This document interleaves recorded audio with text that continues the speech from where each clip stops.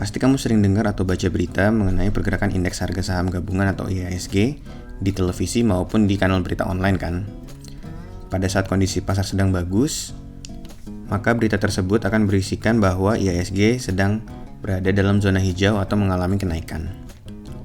Namun, pada saat kondisi ekonomi sedang tidak bagus, maka beritanya akan berisi bahwa IHSG sedang terjun bebas ke dalam zona merah atau mengalami penurunan yang cukup dalam.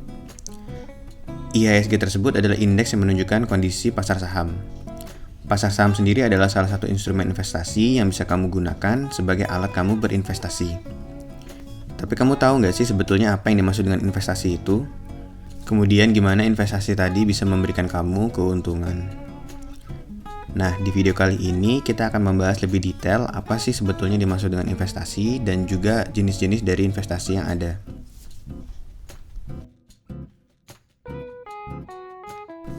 Investasi adalah suatu kegiatan yang bertujuan untuk melipat gandakan harta yang kamu miliki dengan memberikan modal yang kamu miliki kepada pihak lain melalui suatu instrumen tertentu untuk menghasilkan keuntungan dari modal yang kamu berikan. Penjelasan sederhananya, kamu membuat uang yang kamu miliki saat ini untuk bekerja dan menghasilkan uang yang lebih banyak lagi sehingga dapat menambah harta yang kamu miliki saat ini. Nah, untuk mencapai tujuan tersebut, para investor yang melakukan investasi biasanya menggunakan sebuah alat.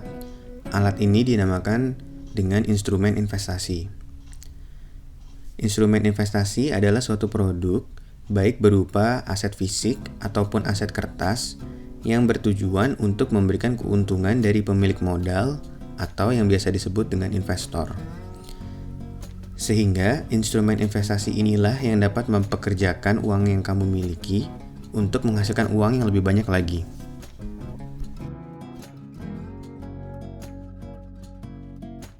Instrumen investasi itu sendiri pada dasarnya hanya terbagi menjadi dua jenis, di mana setiap instrumen investasi tersebut memiliki mekanisme kerjanya tersendiri. Ada instrumen investasi yang bekerja dengan cara kamu memberikan pinjaman kepada pihak lain, di mana pihak tersebut akan memberikan bunga atau bagi hasil dari dana yang kamu pinjamkan. Mekanisme lainnya adalah kamu membeli kepemilikan suatu aset, di mana aset ini bisa berupa properti, perusahaan, ataupun jenis aset yang memiliki nilai lainnya.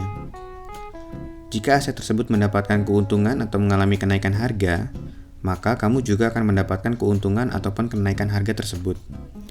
Hal ini terjadi karena kamu merupakan pemilik dari aset tersebut. Berdasarkan prinsip dasar tadi, terdapat dua jenis instrumen investasi berdasarkan bagaimana mekanisme instrumen investasi tersebut memberikan keuntungan kepada investornya. Pertama adalah instrumen investasi dengan jenis income asset. Jenis kedua adalah instrumen investasi dengan jenis growth asset.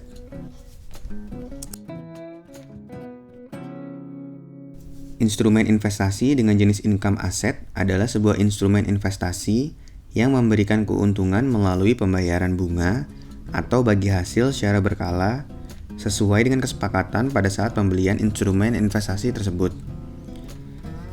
Instrumen investasi income asset ini umumnya merupakan bentuk dari surat utang ataupun pembagian keuntungan yang dimiliki oleh investor.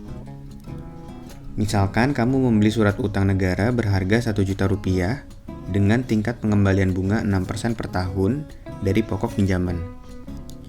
Maka, kamu akan mendapatkan keuntungan sebesar 6% dari dana 1 juta rupiah tersebut, yaitu sebesar Rp60.000 dalam 1 tahun, atau Rp5.000 dalam 1 bulan.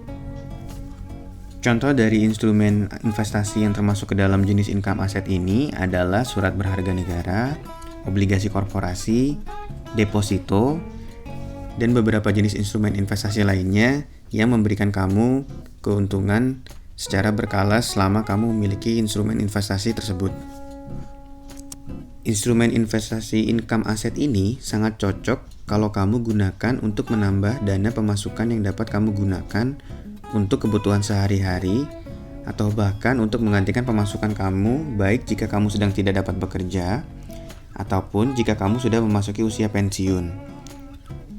Sehingga secara teori, porsi kepemilikan income aset ini harus lebih banyak menjelang kamu memasuki usia pensiun. Tujuannya adalah pemasukan yang didapatkan dari income aset ini dapat menjadi sumber pemasukan utama kamu pada saat kamu memasuki masa pensiun nanti.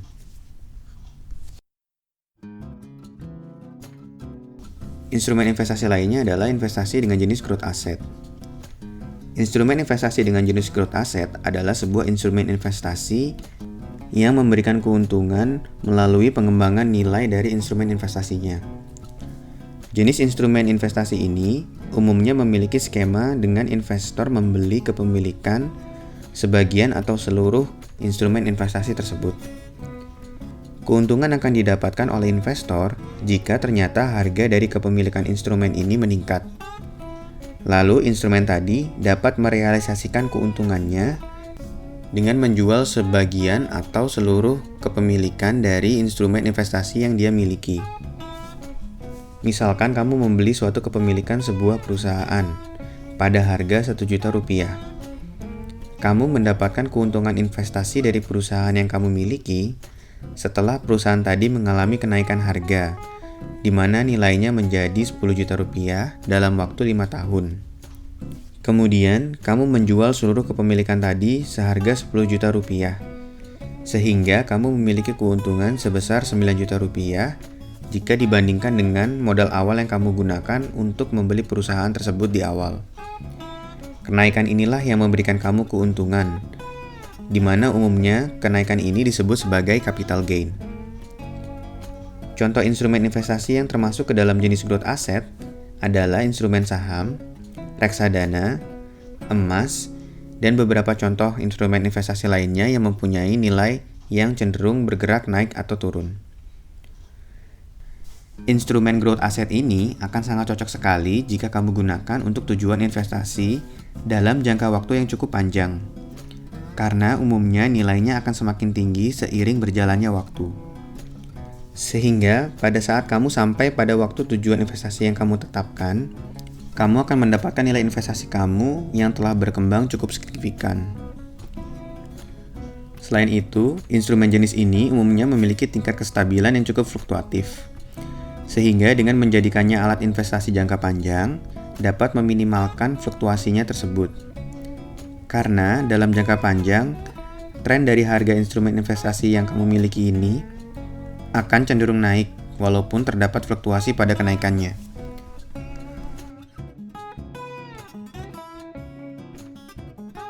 Kemampuan kamu mengatur porsi kepemilikan kedua jenis instrumen investasi ini adalah kunci kamu untuk mencapai kondisi finansial yang lebih baik.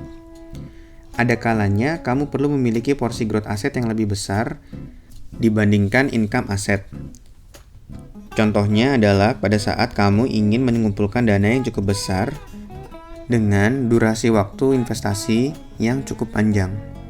Dalam kondisi tersebut, akan lebih ideal jika kamu memiliki porsi kepemilikan growth asset yang lebih besar dibandingkan dengan income asset. Atau pada kondisi lainnya, kamu dapat mengatur porsi kepemilikan income asset menjadi lebih besar dibandingkan growth asset. Contohnya, jika kamu memasuki usia pensiun, maka kamu harus mengkonversi growth asset yang kamu miliki menjadi income asset. Tujuannya apa? Tujuannya adalah untuk menggantikan pemasukan kamu yang hilang akibat kamu telah memasuki masa pensiun dan tidak lagi bekerja. Terima kasih telah menonton video dari Teman Finansial.